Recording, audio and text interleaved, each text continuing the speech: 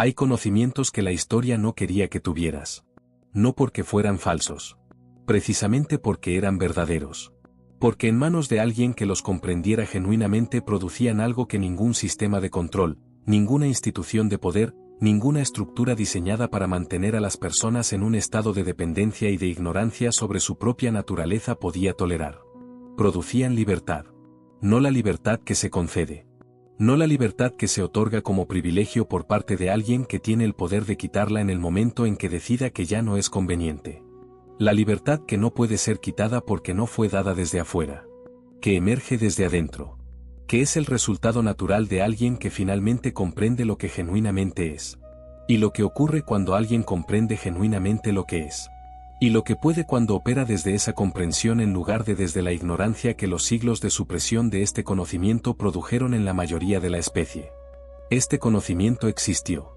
En manuscritos que fueron quemados. En tradiciones orales que fueron silenciadas. En escuelas que fueron cerradas. En maestros que fueron perseguidos. En bibliotecas que fueron destruidas con una sistematicidad que no puede explicarse por el accidente histórico ni por el simple fanatismo de épocas menos iluminadas. Sino por la comprensión específica de quienes ordenaron esas destrucciones de que lo que esos manuscritos contenían era genuinamente peligroso para el orden que querían mantener. Peligroso no en el sentido de violento ni de subversivo en el sentido político convencional. Peligroso en el sentido de que producía en quien lo recibía genuinamente algo que ningún sistema diseñado para mantener a las personas en estado de dependencia puede sobrevivir. Personas que se conocen a sí mismas. Que conocen su propia naturaleza. Que conocen su propio poder. Que ya no necesitan que nadie desde afuera les diga quiénes son y qué pueden esperar de la vida y cuánto merecen y hasta dónde pueden llegar. Porque lo saben desde adentro. Con el tipo de conocimiento que no puede ser quitado por ningún decreto ni quemado en ninguna hoguera ni silenciado por ninguna institución. Porque está en el interior donde ninguna fuerza externa puede llegar. Lo que estás a punto de escuchar esta noche es una reconstrucción de ese conocimiento. No desde un solo manuscrito. Sino desde los fragmentos que sobrevivieron. Los que fueron escondidos en monasterios remotos. Los que fueron transmitidos en código dentro de textos que parecían hablar de otra cosa. Los que fueron preservados en tradiciones orales que continuaron subsistiendo en las márgenes de las culturas que intentaron suprimirlas. Los que fueron redescubiertos en los últimos siglos por investigadores que tuvieron el coraje académico e intelectual de tomar en serio lo que la historia oficial había descartado. Y los que nunca necesitaron ser escritos porque estaban codificados en la naturaleza misma del ser humano. Esperando que alguien tuviera las condiciones correctas para acceder a ellos. Que esta noche tú tienes. Capítulo 1. La historia de lo que fue suprimido porque el conocimiento más importante siempre fue el más perseguido. En el año 391 después de Cristo ocurrió algo que los historiadores registran como el incendio de la Biblioteca de Alejandría, pero que en realidad fue algo más específico y más revelador sobre la naturaleza del poder y su relación con el conocimiento. No fue simplemente el incendio accidental de un edificio que contenía libros. Fue la destrucción deliberada y sistemática de la mayor colección de conocimiento acumulado que el mundo antiguo había producido. 700.000 rollos de papiro. 700.000 documentos que contenían el resultado de siglos de investigación, de observación, de pensamiento y de práctica de las mentes más brillantes y más honestas de la civilización mediterránea y de las tradiciones de sabiduría de Egipto, de Mesopotamia, de Persia, de India y de múltiples culturas que habían contribuido sus propias tradiciones de conocimiento a esa colección extraordinaria. Quemados. No por accidente. Por decreto. Por la decisión específica de una autoridad que comprendía con suficiente claridad lo que ese conocimiento contenía como para saber que su supresión era necesaria para los intereses que esa autoridad representaba. Pero la Biblioteca de Alejandría no fue el único ni el primero ni el último de esos actos de supresión deliberada del conocimiento. Es simplemente el más conocido. El más citado como ejemplo de lo que ocurre cuando el poder decide que cierto tipo de conocimiento es demasiado peligroso para que exista. Antes de Alejandría estaba la destrucción de los textos órficos en Grecia que contenían una cosmología y una antropología que describían al ser humano como una entidad de naturaleza divina atrapada temporalmente en un cuerpo material y que ofrecían prácticas específicas para el reconocimiento y la actualización de esa naturaleza divina. Textos que describían exactamente lo que el conocimiento que este audio está transmitiendo describe. La naturaleza más profunda del ser humano. Y las maneras de acceder a ella. Estaba la persecución de los pitagóricos cuya escuela fue destruida violentamente en el siglo V a.C. no por ninguna amenaza política en el sentido convencional sino por el poder específico que el conocimiento que transmitían producía en quienes lo recibían. Un conocimiento sobre la naturaleza matemática de la realidad y sobre la relación entre la mente humana y esa naturaleza que producía en sus practicantes una comprensión de sí mismos y del mundo que los hacía difícilmente controlables por las estructuras de poder ordinarias. Estaba la destrucción de los textos gnósticos en los primeros siglos del cristianismo. Textos que contenían una comprensión de la naturaleza humana que el poder institucional que estaba emergiendo en esa época reconocía como incompatible con la estructura de dependencia y de mediación que ese poder necesitaba para existir. Porque los textos gnósticos enseñaban algo que ninguna institución que basa su poder en la mediación entre el individuo y lo sagrado puede tolerar. Enseñaban el acceso directo. La posibilidad de que cada ser humano pudiera acceder directamente al conocimiento de su propia naturaleza más profunda sin necesitar ningún intermediario. Sin necesitar que ninguna institución le dijera quién era y qué podía esperar y hasta dónde podía llegar. Y eso, exactamente eso, era lo que no podía ser tolerado. Estaba la destrucción de las bibliotecas de los templos mayas durante la conquista española en el siglo XVI.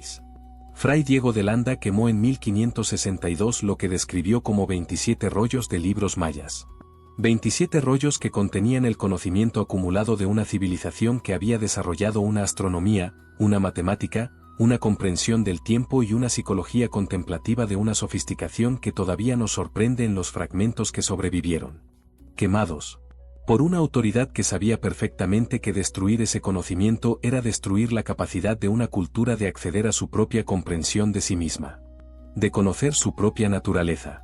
De operar desde esa comprensión en lugar de desde la comprensión que el poder conquistador le impondría en su lugar.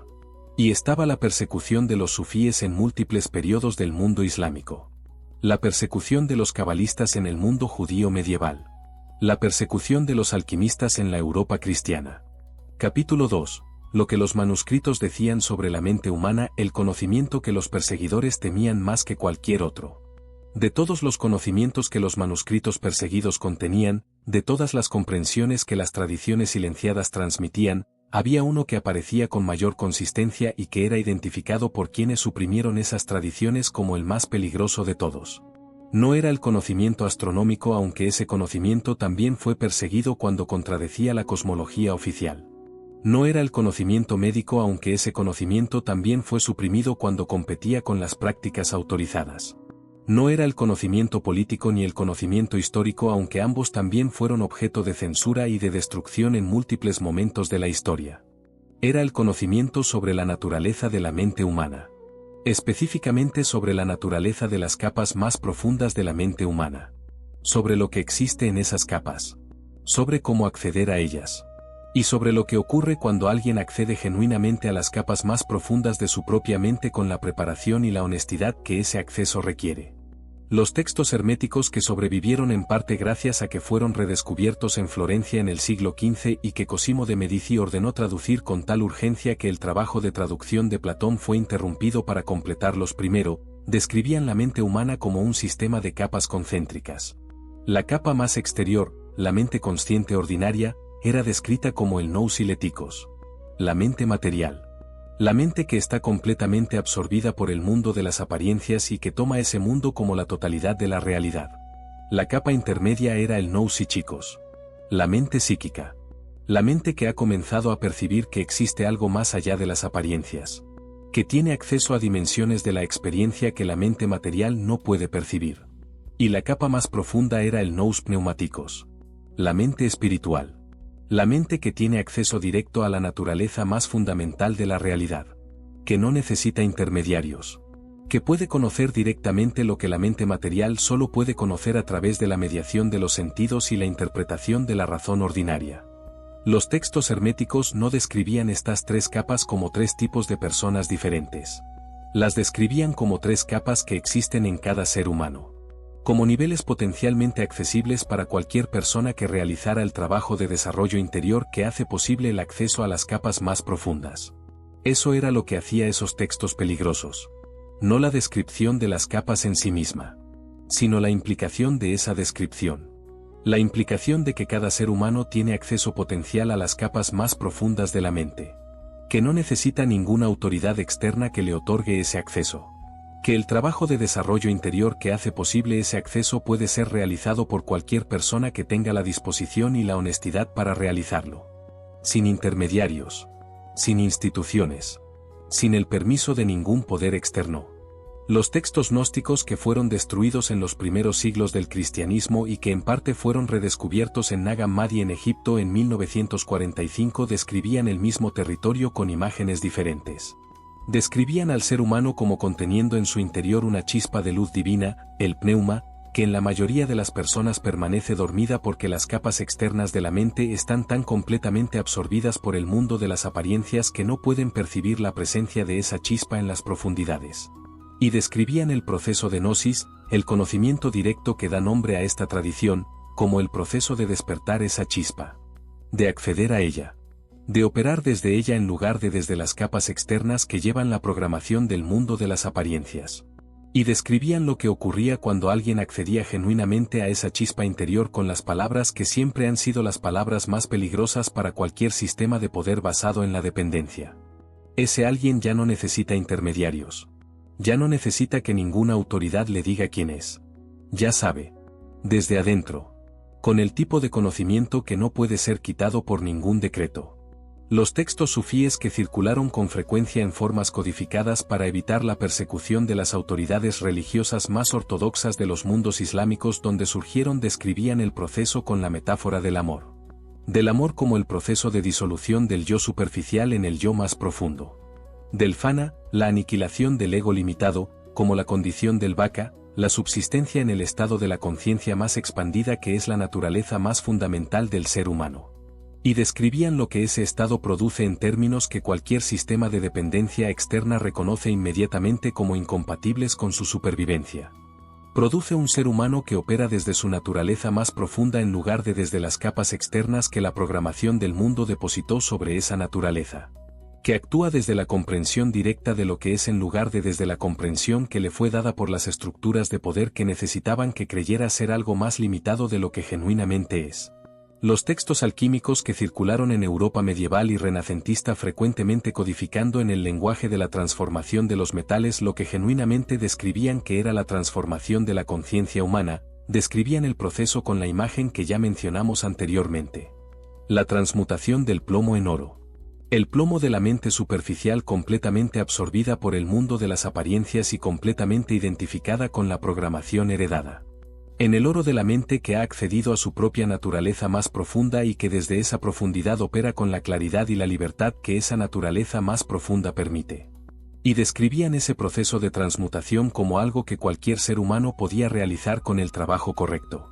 Sin que ninguna institución tuviera que autorizarlo. Sin que ningún poder externo tuviera que conferirle la capacidad que ya poseía pero que todavía no había accedido. Simplemente realizando el trabajo. Con la honestidad y la paciencia que ese trabajo requiere. Eso era lo que hacía peligrosos a los alquimistas. No el azufre ni el mercurio ni los hornos ni ninguno de los elementos del trabajo práctico que realizaban. La comprensión que transmitían de que el trabajo más importante no es el que transforma los metales. Es el que transforma la mente. Y que ese trabajo puede ser realizado por cualquiera. Sin permiso de nadie. Ahora bien, lo que todas esas tradiciones perseguidas describían sobre la naturaleza de la mente humana convergía en algo que cuando se extrae el denominador común de todas sus formulaciones distintas puede articularse con sorprendente simpleza. Capítulo 3. El mapa prohibido del ser humano, la cartografía interior que las instituciones no querían que conocieras. En el año 1493 un cartógrafo alemán llamado Hermann Schedel publicó en Nuremberg un libro conocido como la Crónica de Nuremberg que contenía entre sus páginas algo que para los estándares de su época era extraordinariamente audaz. Un mapa del mundo conocido. No el primer mapa que se había producido en la historia. Pero uno de los primeros mapas que intentaba representar la totalidad del mundo conocido con una ambición cartográfica que sus contemporáneos encontraban simultáneamente fascinante y perturbadora. Perturbadora porque un mapa del mundo es una herramienta de poder. Quien tiene el mapa puede navegar. Quien puede navegar puede ir a lugares que quienes no tienen el mapa no pueden alcanzar. Puede encontrar recursos, territorios y oportunidades que permanecen inaccesibles para quien no tiene la representación del territorio que le permite orientarse en él. Y durante siglos las grandes potencias marítimas guardaban sus mapas con el mismo celo con que guardaban sus flotas y sus ejércitos. Porque sabían que el mapa era el poder. Que quien controlaba la cartografía controlaba la navegación. Y quien controlaba la navegación controlaba el mundo. Lo mismo ha sido verdad durante siglos para la cartografía del territorio interior. El mapa del ser humano. La representación precisa de las capas que componen la mente humana, de los mecanismos que determinan su funcionamiento, de los caminos que llevan desde las capas más superficiales hacia las capas más profundas, de los recursos que existen en esas capas más profundas y de las prácticas que hacen posible su acceso. Ese mapa fue guardado con el mismo celo con que las potencias marítimas guardaban sus cartas náuticas. Por las mismas razones. Porque quien tiene ese mapa puede navegar hacia lugares que quienes no lo tienen no pueden alcanzar. Puede acceder a recursos de comprensión, de claridad, de libertad y de poder genuino que permanecen inaccesibles para quien no tiene la representación del territorio interior que le permite orientarse en él. Y durante siglos las instituciones que basaban su poder en ser los únicos intermediarios autorizados entre el individuo y esas capas más profundas guardaron ese mapa con una sistematicidad que cuando se observa a través de la historia revela una comprensión perfectamente clara de lo que estaban haciendo y por qué lo estaban haciendo. Estaban protegiendo su monopolio sobre la cartografía del territorio interior. Estaban asegurándose de que nadie pudiera navegar ese territorio sin pasar por ellos. Sin necesitar su guía. Sin requerir su mediación. Sin depender de su autoridad para acceder a lo que según ese mapa se encontraba en las capas más profundas. Pero como los cartógrafos de los mares que a pesar de todos los esfuerzos por mantener sus mapas secretos eventualmente encontraban que las copias circulaban, que los marineros comparaban notas, que el conocimiento se filtraba inexorablemente hacia los que lo buscaban con suficiente determinación, el mapa del territorio interior también sobrevivió. En los fragmentos de los textos herméticos que escaparon a la destrucción. En la tradición oral de las escuelas contemplativas que continuaron existiendo en las márgenes de las culturas que intentaban suprimirlas. En los textos alquímicos codificados que describían el trabajo de transformación interior con el lenguaje aparentemente inocuo de la química medieval. En los tratados místicos de las tradiciones sufí, cabalista y cristiana contemplativa que transmitían el mapa disfrazado de devoción religiosa ortodoxa. Y en los cuerpos mismos de los practicantes que atravesaron el proceso que el mapa describe y que desde su experiencia directa confirmaron con su vida lo que los manuscritos transmitían con sus palabras. Ese mapa es lo que este capítulo va a presentar. No en su forma académica ni en su forma esotérica que requiere años de estudio de tradiciones específicas para poder ser decodificada, sino en su forma más directa y más útil. En la forma que permite que cualquier ser humano que tenga la disposición de usarlo pueda comenzar a orientarse en el territorio interior que describe. Esta noche. Con la receptividad que el estado del umbral del sueño produce. El mapa tiene 4 regiones principales que se organizan desde la más exterior hacia la más interior. 4 territorios que todas las tradiciones que guardaban este conocimiento reconocían aunque los llamaran con nombres diferentes y los describieran con metáforas diferentes. La primera región es el territorio de la identidad construida. Es la región más exterior. La más accesible a la observación desde afuera. La región que la mayoría de las personas experimenta como la totalidad de lo que son porque es la única región del mapa que la mayoría de las personas ha explorado conscientemente. La identidad construida es exactamente lo que su nombre describe. La identidad que fue construida desde afuera. Construida por los mensajes de los primeros años de vida. Por la familia, por la cultura, por la educación, por las experiencias que el sistema tuvo y que interpretó con las herramientas limitadas disponibles en el momento de esas experiencias, por el conjunto de narrativas sobre quién eres y qué puedes esperar y cuánto mereces y hasta dónde puedes llegar que se fueron instalando en las capas superficiales del sistema sin que en ningún momento se pidiera tu consentimiento o tu evaluación o tu participación consciente en el proceso. La identidad construida no es falsa en el sentido de que sea una mentira deliberada. Es el resultado honesto de las influencias que el sistema recibió. Pero no es tuya en el sentido más fundamental de esa palabra. No emergió desde tu naturaleza más profunda. Fue depositada sobre ella. Como las capas de sedimento que con el tiempo cubren una fuente de agua subterránea sin que el agua que fluye debajo deje de ser agua. La segunda región es el territorio de los patrones automáticos. Es la región que existe debajo de la identidad construida y que en muchos sentidos es más determinante de la experiencia cotidiana que la identidad construida misma. Porque los patrones automáticos son los mecanismos específicos a través de los cuales la identidad construida opera en la experiencia real. Son los reflejos emocionales. Las respuestas automáticas a los estímulos que activan las estructuras instaladas en la primera región. Las maneras habituales de relacionarse con el mundo que el sistema ejecuta con la automaticidad y la velocidad que los hábitos profundamente instalados producen. Sin que la mente consciente tenga tiempo de intervenir antes de que la ejecución ya haya comenzado. Estos patrones automáticos son los que producen los comportamientos que el sistema repite aunque no quiera repetirlos. Los que generan los resultados en las relaciones y en el trabajo y en la salud y en las finanzas que el sistema experimenta como inevitables aunque en algún nivel sepa que son el resultado de algo que podría ser diferente. Los que crean los techos invisibles que limitan lo que el sistema permite que entre en su vida. Los que sostienen la distancia entre la vida que se experimenta y la vida que en las capas más profundas se siente posible y merecida. La tercera región es el territorio de la conciencia observadora. Capítulo 4. Las prácticas que fueron borradas, lo que hacían cada noche los guardianes del conocimiento prohibido. Existe una imagen que se repite con una frecuencia sorprendente en las descripciones que los investigadores de las tradiciones contemplativas perseguidas han encontrado en los fragmentos que sobrevivieron a las destrucciones sistemáticas de siglos de supresión deliberada. No es una imagen de rituales elaborados. No es una imagen de ceremonias que requieren vestimentas especiales ni altares complicados ni ingredientes raros ni ninguno de los elementos que la imaginación popular asocia con las prácticas esotéricas. Es la imagen de una persona sola. En silencio. En la oscuridad. Frecuentemente en la noche. Haciendo una sola cosa.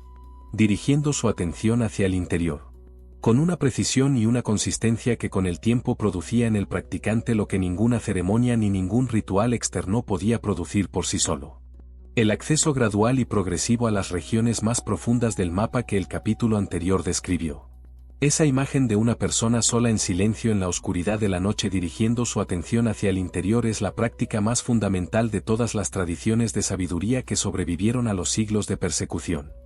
Es el núcleo que permanece cuando se retiran todos los elementos culturales y ceremoniales específicos que cada tradición añadió sobre ese núcleo en respuesta a su contexto histórico y geográfico particular. Cuando se retira la terminología específica del hermetismo. Cuando se retira el sistema simbólico específico de la cábala. Cuando se retira la iconografía específica del gnosticismo. Cuando se retira la poesía específica del sufismo. Cuando se retira el lenguaje metafórico específico de la alquimia.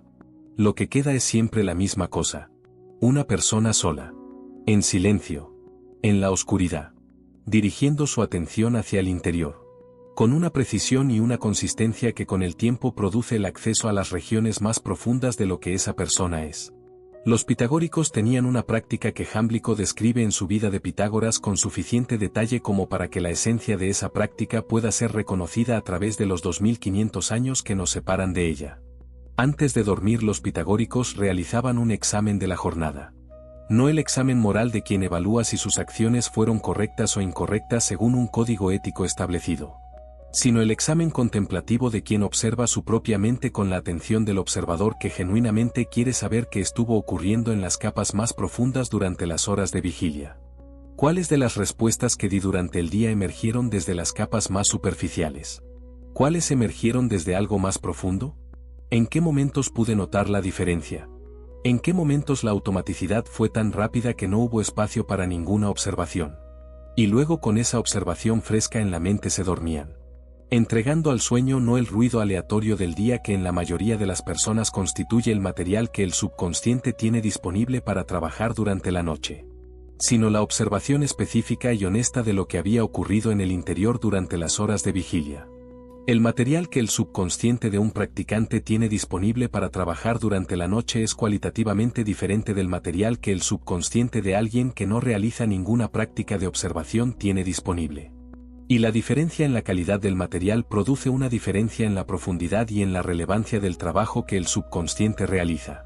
Como la diferencia entre el trabajo de un artesano que tiene a su disposición materiales de alta calidad y el trabajo del mismo artesano con materiales de baja calidad. La habilidad del artesano es la misma. Pero el resultado es radicalmente diferente en función de la calidad de lo que tiene disponible para trabajar. Los gnósticos que practicaron en el periodo más temprano del cristianismo antes de que la supresión institucional eliminara sus textos y sus comunidades tenían una práctica que en los fragmentos que sobrevivieron en Nag Hammadi es descrita con el término melete. Una palabra griega que en su uso contemplativo significa algo más específico que la meditación genérica que la traducción moderna frecuentemente sugiere. Significa la práctica de familiarizarse con el territorio interior. De recorrerlo con suficiente frecuencia y suficiente atención como para que sus características vayan siendo conocidas con la familiaridad que el viajero frecuente desarrolla sobre el territorio que recorre regularmente. Que va notando los caminos que llevan más rápido a ciertos lugares. Las áreas donde el terreno es más difícil de atravesar y que requieren más atención y más paciencia. Los puntos donde el paisaje interior cambia de manera que indica que se está entrando en una región diferente. Los señales que anuncian la proximidad de las capas más profundas. La melete gnóstica era la práctica de desarrollar esa familiaridad con el territorio interior a través de la atención dirigida consistente. Realizada preferentemente en los momentos donde el ruido del mundo exterior está en su nivel mínimo. En la noche. En el silencio. En el estado de entre la vigilia y el sueño donde la frontera entre las capas del mapa es más permeable que en cualquier otro momento del ciclo de 24 horas. Los alquimistas medievales tenían una práctica que en sus textos más honestos, en los que describían el trabajo real más allá del lenguaje codificado que usaban para protegerse de la persecución, era descrita como la meditatio. No la meditación en el sentido budista de la palabra, sino la contemplación específica del proceso de transformación interior. La atención dirigida hacia las regiones del mapa interior con el propósito explícito de observar qué está ocurriendo en cada una de ellas. ¿Qué nivel de actividad existe en la región de la identidad construida? ¿Qué patrones automáticos estuvieron más activos durante el día? ¿Qué señales de la conciencia observadora emergieron aunque sea brevemente? Capítulo 5. El conocimiento que sobrevivió en los cuerpos porque la verdad más profunda nunca pudo ser quemada en ninguna hoguera. Existe algo que ningún decreto de ninguna autoridad en ningún periodo de la historia ha podido destruir completamente. No porque no lo hayan intentado, sino porque lo que intentaban destruir no estaba en el lugar donde buscaban. No estaba en los manuscritos aunque los manuscritos lo describieran. No estaba en las bibliotecas aunque las bibliotecas lo preservaran. No estaba en los maestros aunque los maestros lo transmitieran. Estaba en los cuerpos. En la experiencia directa de cada ser humano que había atravesado el proceso de acceso a las regiones más profundas del mapa y que desde esa experiencia sabía algo que ningún decreto podía desaprender. Que ninguna hoguera podía quemar. Que ninguna institución podía confiscar. Porque no estaba fuera de ellos. Estaba dentro. Codificado en la experiencia vivida. En el conocimiento que no es información sino sabiduría. No episteme sino sofia. Y la sofia que surge de la experiencia directa de las regiones más profundas del territorio interior no puede ser destruida por ninguna fuerza externa porque no existe en ningún lugar donde las fuerzas externas puedan alcanzarla. Esta comprensión sobre la naturaleza del conocimiento más profundo tiene implicaciones que van mucho más allá de la historia de la persecución de las tradiciones de sabiduría. Tiene implicaciones directas para la manera en que te relacionas con lo que este audio está transmitiendo esta noche.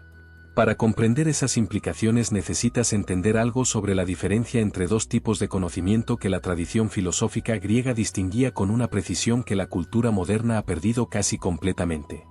La diferencia entre el conocimiento proposicional y el conocimiento encarnado. El conocimiento proposicional es el que puede ser expresado en proposiciones. En frases que son verdaderas o falsas.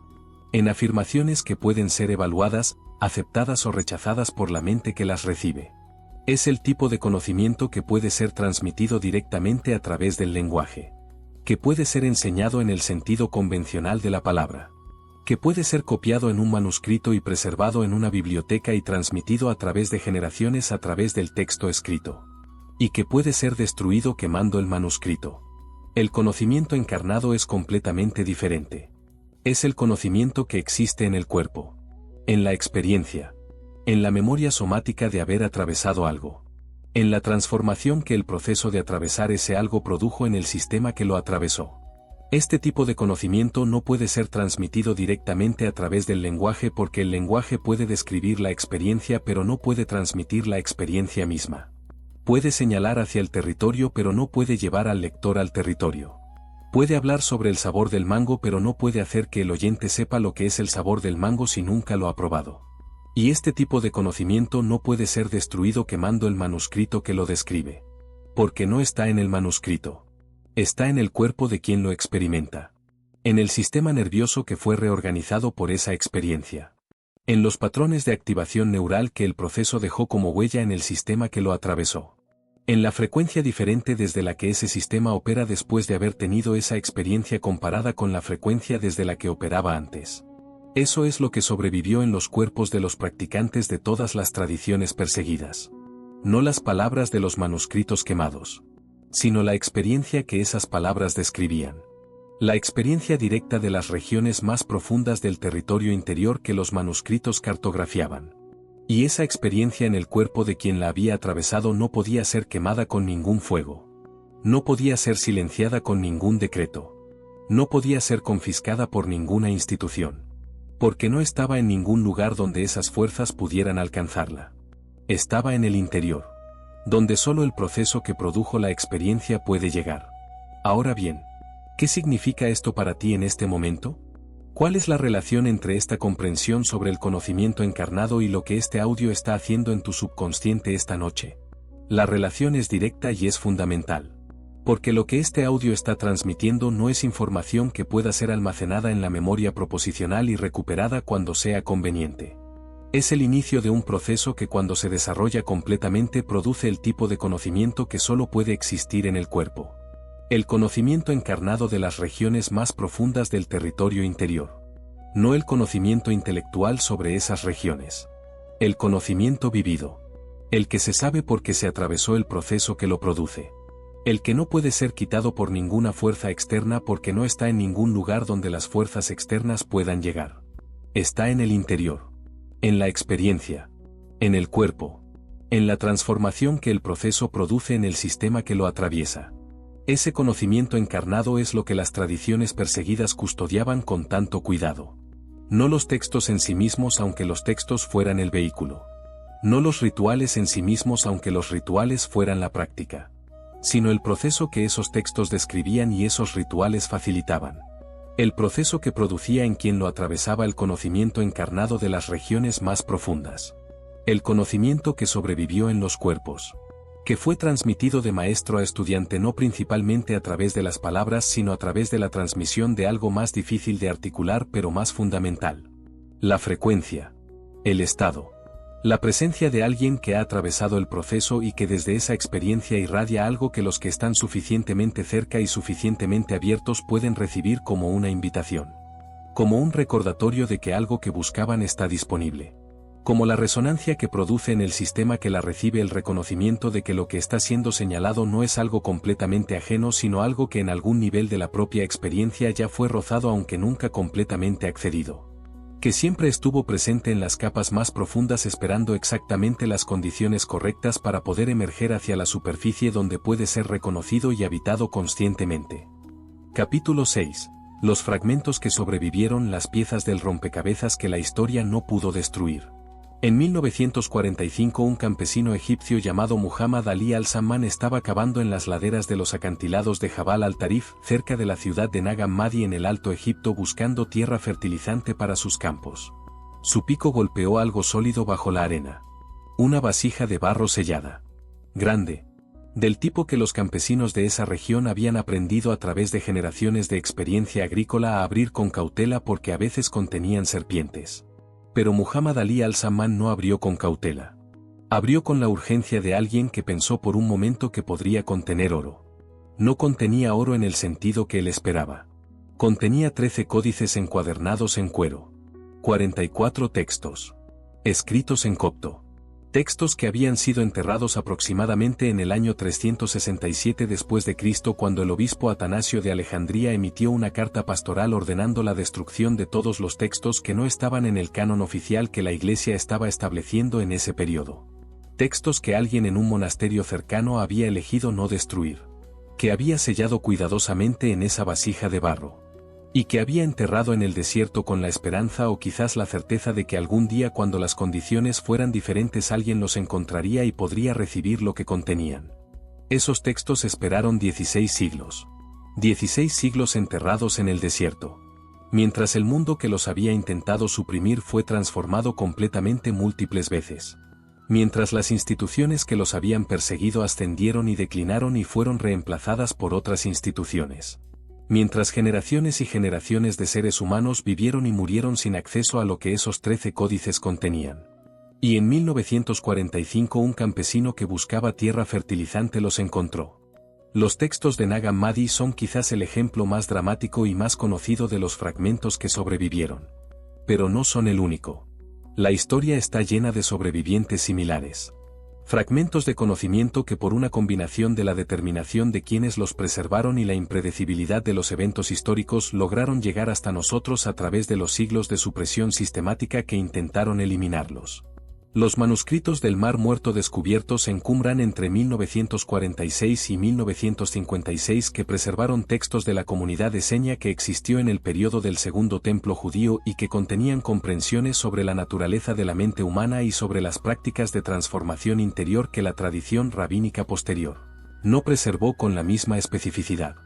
Los textos herméticos que sobrevivieron en Bizancio y que Cosimo de Medici ordenó traducir en el siglo XV creyendo equivocadamente que eran anteriores a Moisés, lo cual le daba una urgencia particular a su preservación porque si Hermes Trismegisto había vivido antes que Moisés, entonces los textos herméticos podrían ser presentados como compatibles con el cristianismo en lugar de como alternativas peligrosas a él. Un error histórico de la cronología que tuvo el efecto no intencional de preservar textos que de otro modo habrían sido destruidos. Los textos alquímicos que circularon en el mundo islámico medieval, donde el clima intelectual de ciertos periodos y ciertos califatos permitía una mayor libertad de investigación que el mundo cristiano europeo de la misma época y que desde el mundo islámico filtraron gradualmente hacia Europa a través de la península ibérica, donde las tradiciones cristiana, islámica y judía coexistieron durante siglos con un grado de fertilización cruzada intelectual que produjo algunos de los momentos más brillantes de la historia del pensamiento.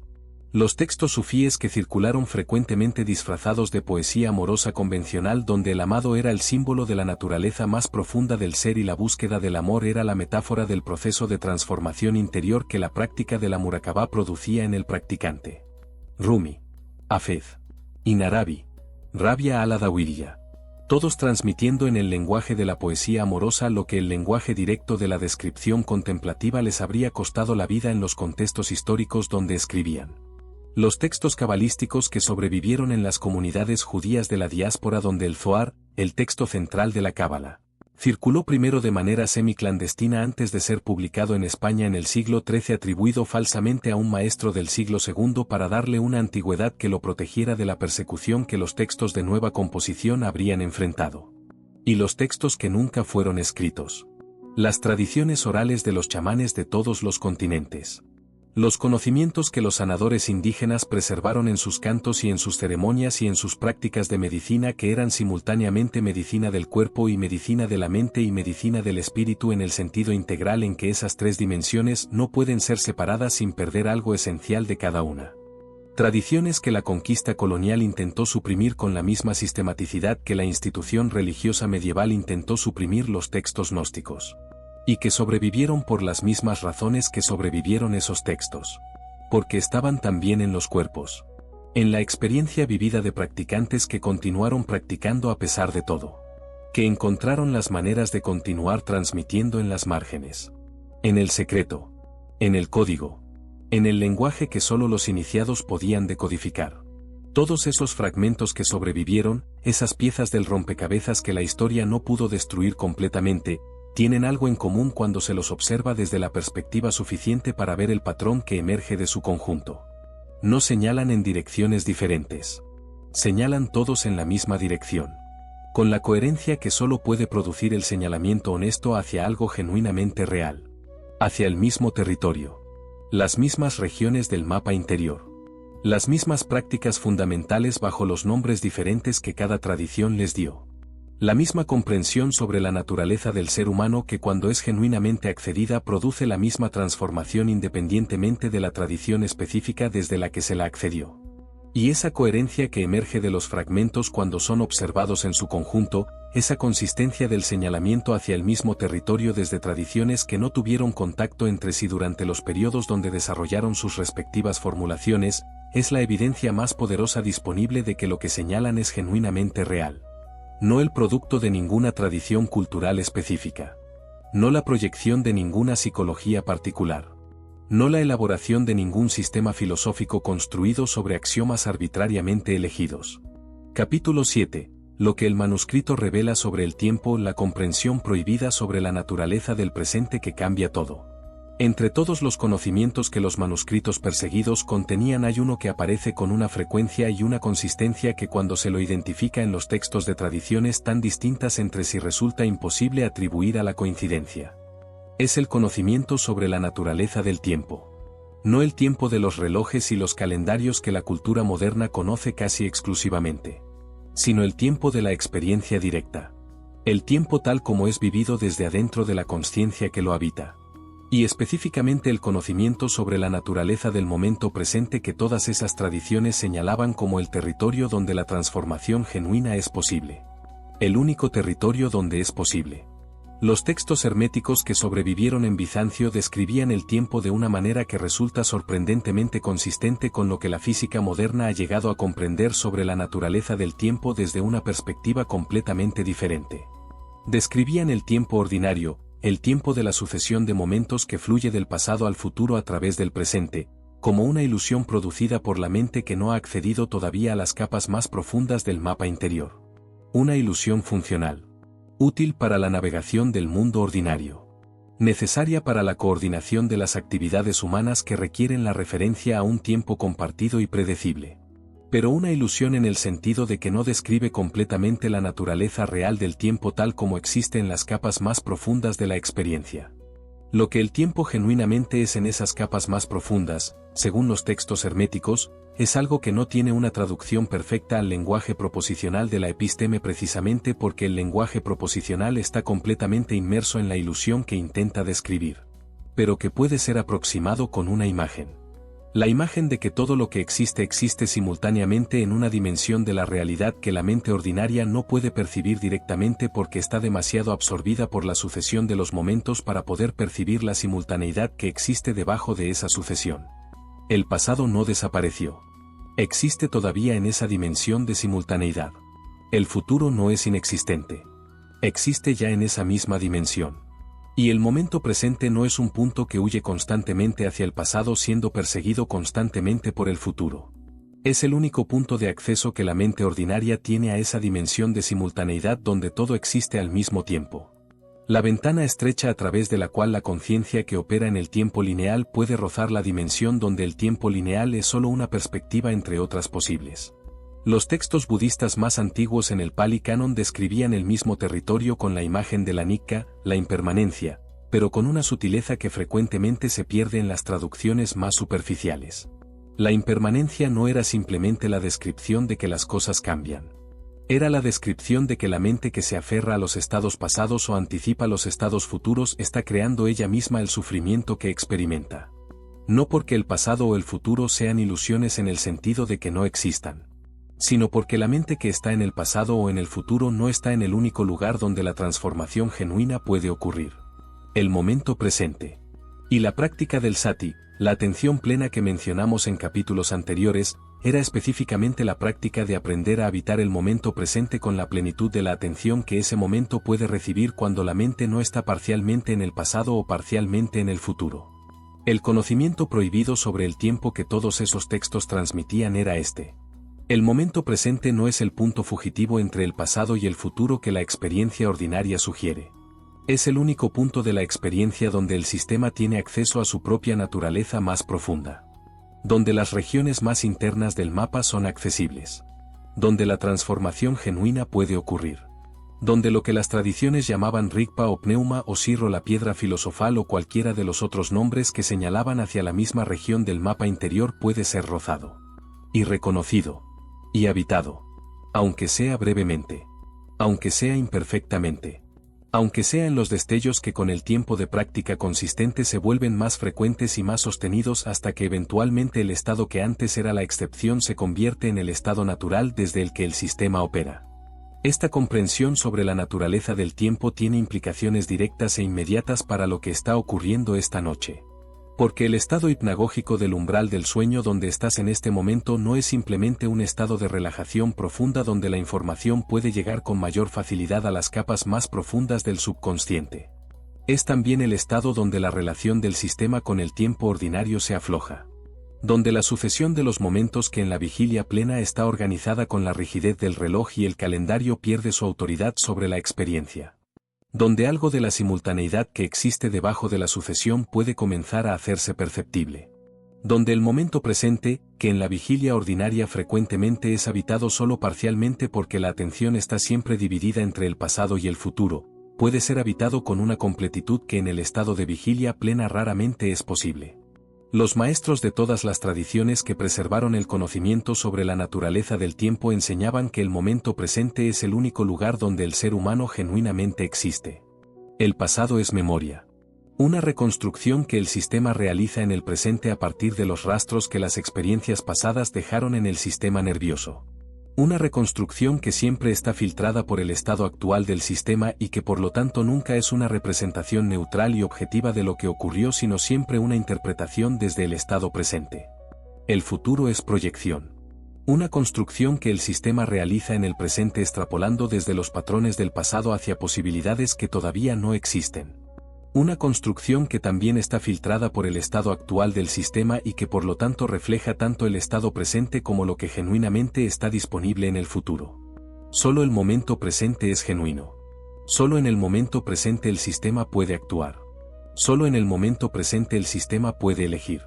Solo en el momento presente el sistema puede transformarse. Y sin embargo la mayoría de las personas habitan el momento presente solo parcialmente.